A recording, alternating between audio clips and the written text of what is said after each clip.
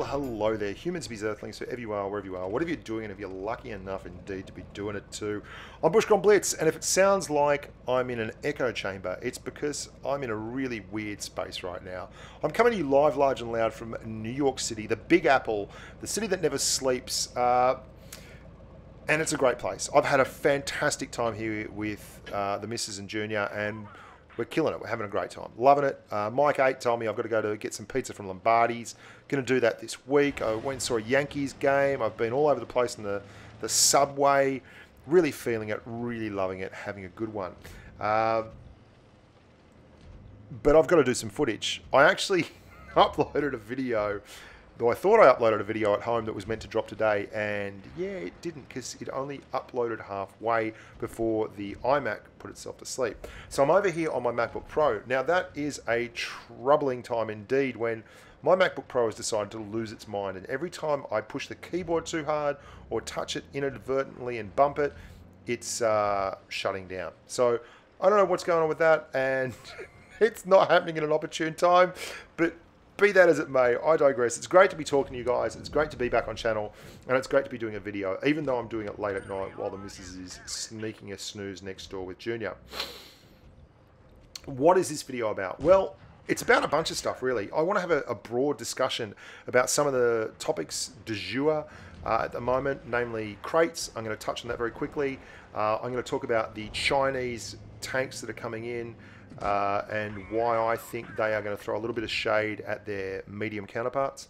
I also want to talk a little bit about the Premiere itself here, and I'll break down why that is in no uncertain terms. And then I'm going to have a little bit of a reveal regarding Tankfest, the UK Tankfest that's coming up at Bournemouth. So stick around. I hope you enjoy it. And anyway, here we go. Crates. Well, I want to talk about crates because I don't want to get in trouble here, and I don't want to start a huge fame fest. But I've mentioned crates before, and people on the YouTube's comments section, I had to delete quite a few comments because a couple of people are very, very salty because I didn't come out ripping my garments and stamping my fists and crying and having a proper tantrum about Wargaming selling crates.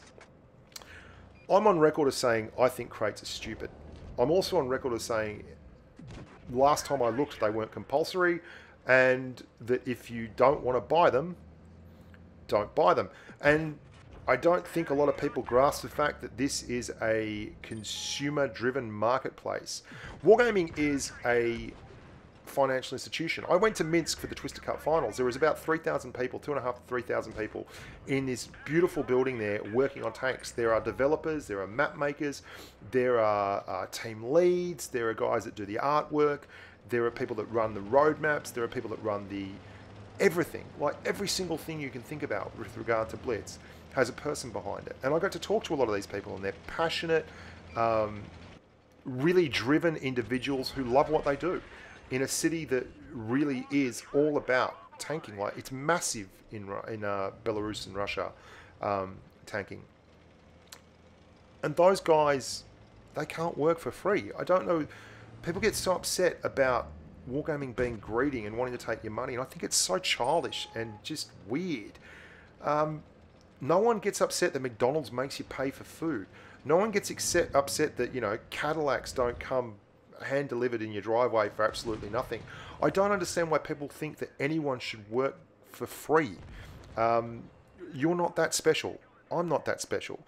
I've spent a lot of money on this game. I've bought a lot of premium tanks. I have 30,000 games alone on my Asia account. Not my contributor accounts, but my Asia standard account. 30,000. And I've bought a lot of tanks. I free XP'd the Bat Chat, and I spent money to get it. Wasn't that a stupid idea? Because everyone saw the name Bushka on a Bat Chat and just blew it the hell out of the water and tunneled the hell out of me. And that wasn't a good time. I don't think if I could get my money back on that one, I would. But guys, this is a commercial game. You can play it for free. You sure as hell can. And it'll take you longer to grind up the tiers, but you don't have to spend a cent if you don't want to. If you have a disposable income and you want to spend it, that's great. That's bully for you. This is your hobby. A lot of people don't drink like me, and rather than spending 200 bucks on a big night out on a Saturday, if you drop 40 bucks on a tank, then that's not going to, you know, that's a reasonable and fair way of spending your time and having a hobby. So if you're getting really, really cut about crates, I don't get it. I really don't get it. It's a stupid thing. So I don't spend money on crates. If you don't, like, if you spend money on crates, they're gambling, right? Don't gamble. If you don't buy them, Wargaming will stop doing this, and they will start selling tanks in other ways. Now, I'm going to get to the second part of the equation here. I don't want them to sell them in other ways, even though I don't like crates.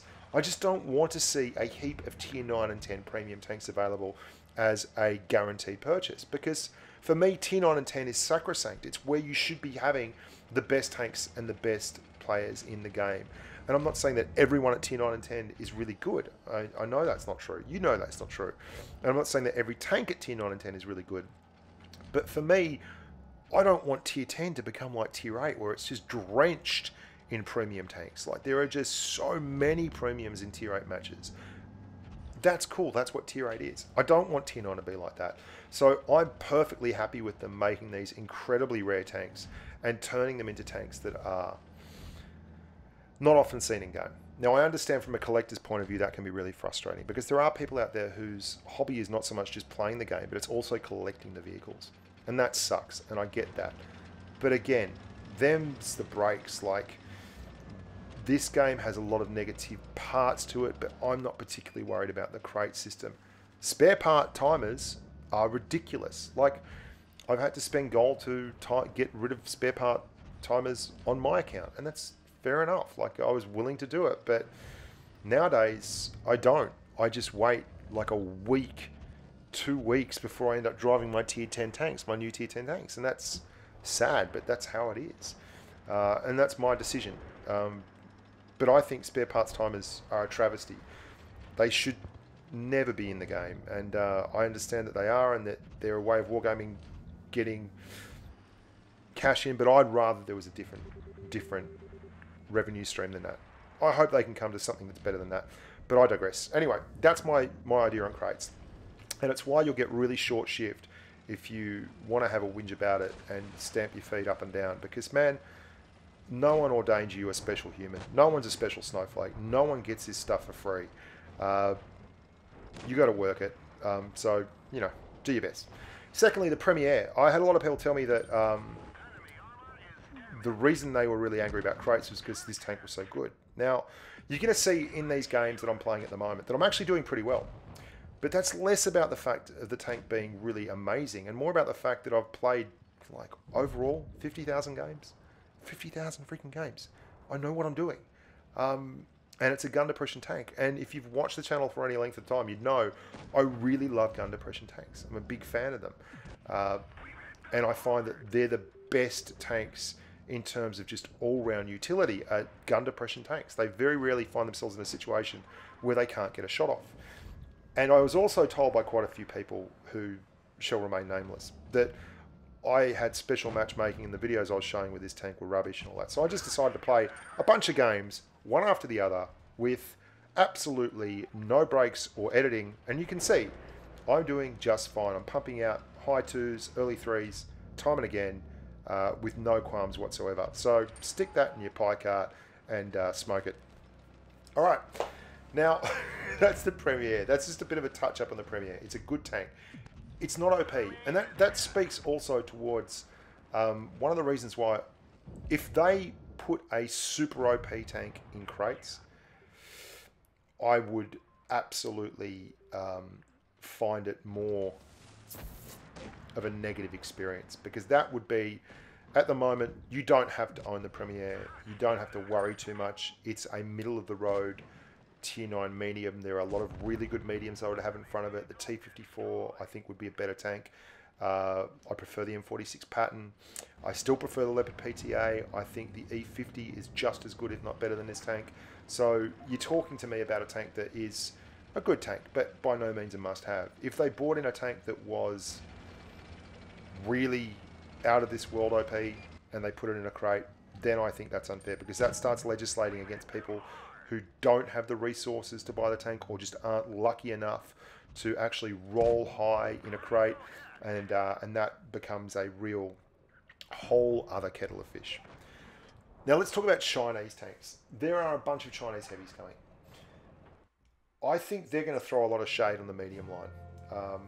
I've said and I've been pretty outspoken about this. I don't think the Chinese mediums are very good at tier 8, 9, and 10.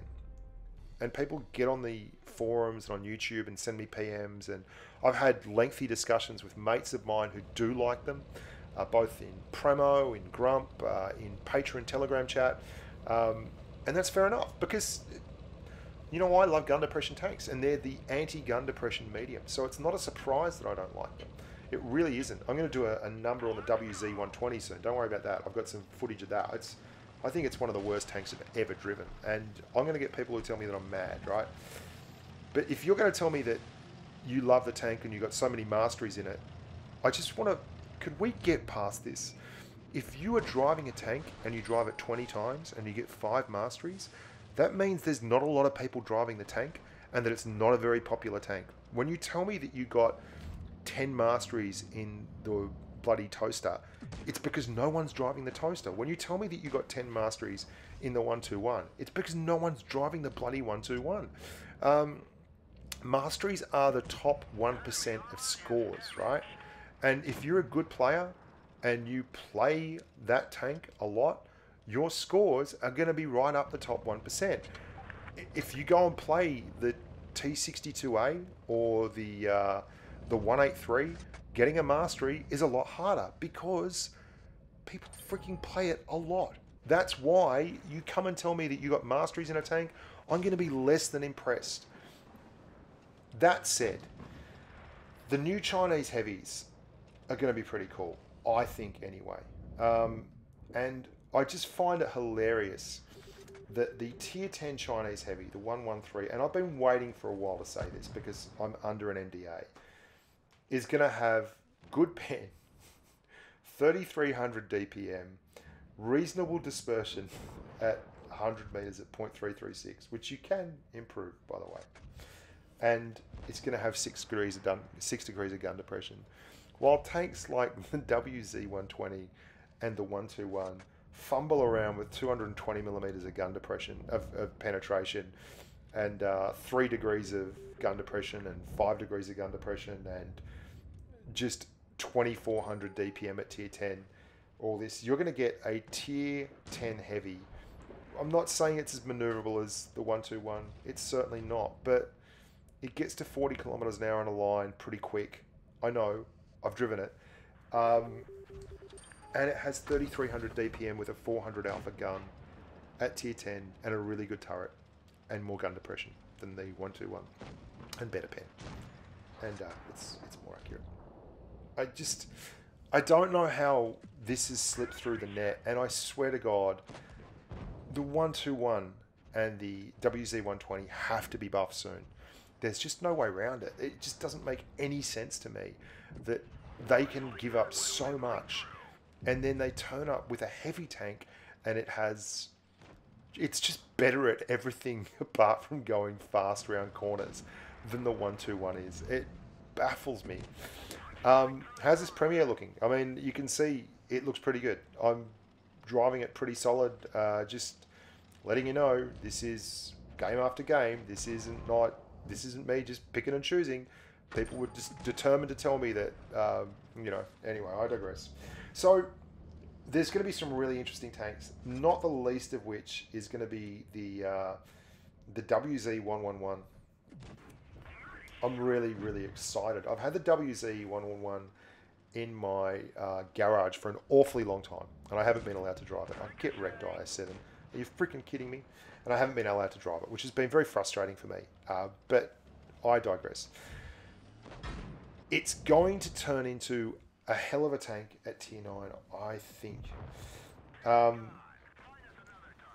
It's a fierce looking beast. It looks like an IS-3 on steroids. It's a little like a glacial with a pike.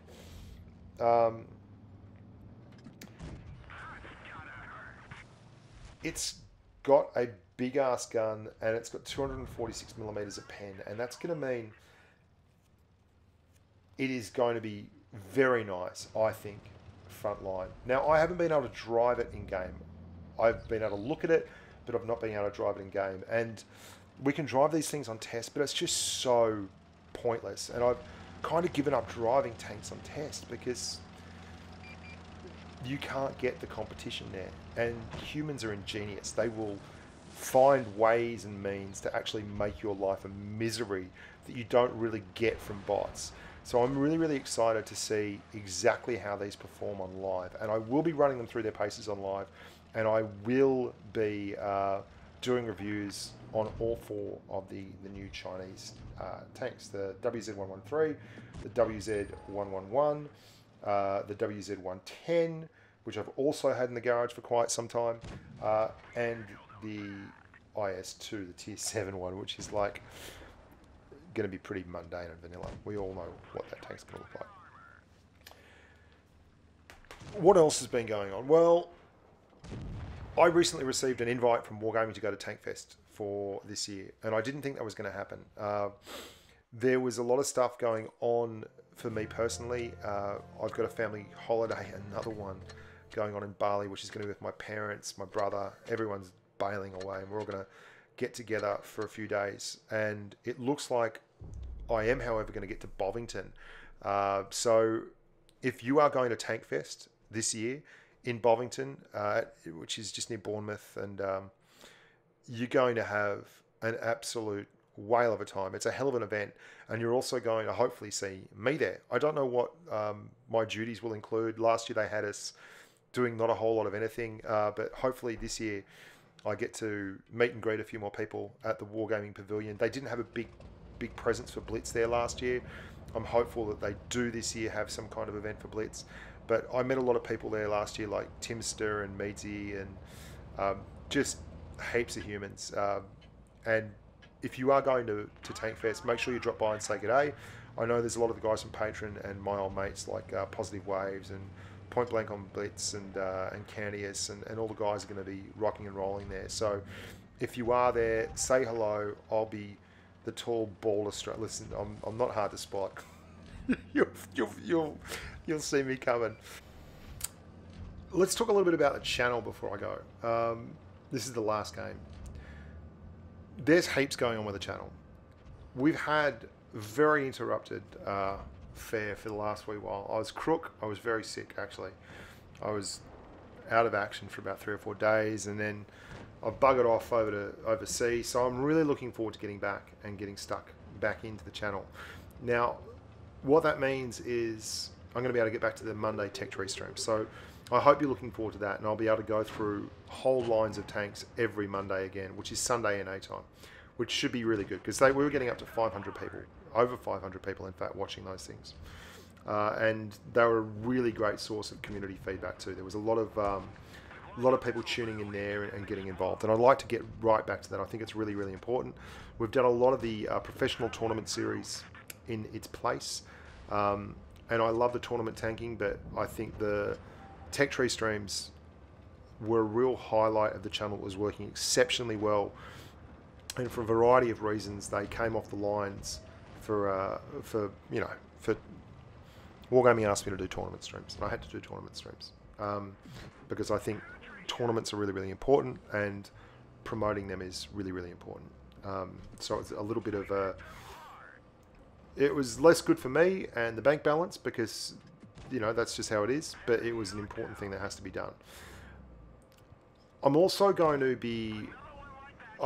I'd love to play with everyone, right? I'd love to spend time playing with everyone, but it's just not feasible. It's impossible, guys. It's not that I don't think it'd be fun. It's that if I'm not answering your messages, it's because there's just too many messages. It's really hard, and it pains me to say it because one of the things I used to pride the channel on when it first started was I answered every single comment on YouTube.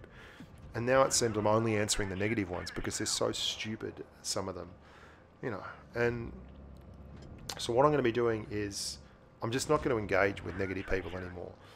It's too hard to create good content. And I mean, this video is the last time you're going to hear me having one of these responses to an issue where I think it's just bloody silly. But I felt like I had to say it because I've had so many people who... I mean, I make so many videos and I've echoed these sentiments before in other videos. I mean, if you go and watch the 121B video, I talk about loot crates. on Port Bay, and I say nearly the same thing as I said on Port Bay in this map, but a lot of people don't watch every single video because, let's face it, I churn out a lot of content. I do a lot of videos. I love talking and I love making tank videos, so we end up getting a lot of videos. So stick with us. Stick around. There's going to be a lot of fun. We're going to have more live streams. We're going to have more giggle. I'm going to be a little bit more irreverent at times. And yeah, I'm not going anywhere. I love your work, guys. Thanks so much for supporting the channel. Thanks for being there and letting me have a little bit of a whinge. You might not agree with me, but that's fair enough. Leave your comments below. Do your best. But know that if you just come out spitting fire and brimstone, I'm just going to delete it. I couldn't be asked. Love your work. Look after yourselves, team. And until next time, stay safe on the battlefield.